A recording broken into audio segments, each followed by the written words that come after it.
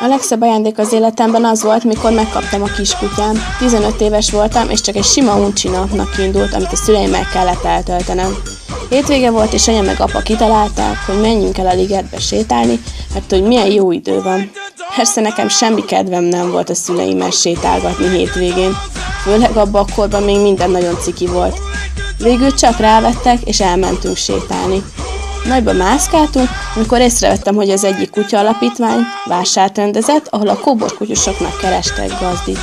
Anyáik ezt nagyon jól tudták, hogy milyen rendezvény van a ligetben, és ez volt számomra meglepi, hogy választhattam magamnak egy kiskutyát.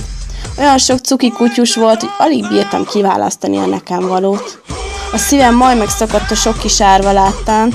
Végül megtaláltam az én kis kutyusomat, ő volt a legcsendesebb kutya a ketrecbe. Mikor hazahoztuk, kiderült, nem is olyan kis szende.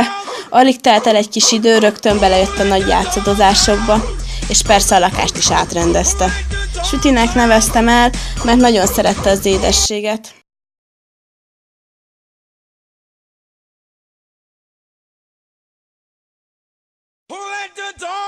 A legszebb ajándék az életemben az volt, mikor megkaptam a kiskutyám. 15 éves voltam, és csak egy sima uncsi napnak indult, amit a szüleimmel kellett eltöltenem.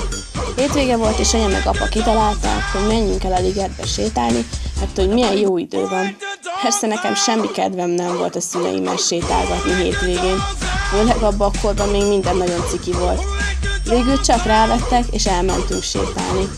Nagyba mászkáltunk, amikor észrevettem, hogy az egyik kutya alapítvány vásárt rendezett, ahol a kóborkutyusoknak kerestek gazdit.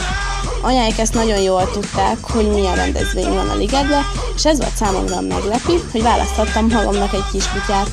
Olyan sok cuki kutyus volt, hogy alig bírtam kiválasztani a nekem valót. A szívem majd megszakadt a sok kis árva láttán. Végül megtaláltam az én kis kutyusomat, ő volt a legcsendesebb kutya a ketrecbe. Mikor hazahoztuk, kiderült, nem is olyan kis szende. Alig telt el egy kis idő, rögtön belejött a nagy játszadozásokba, és persze a lakást is átrendezte. Sütinek neveztem el, mert nagyon szerette az édességet.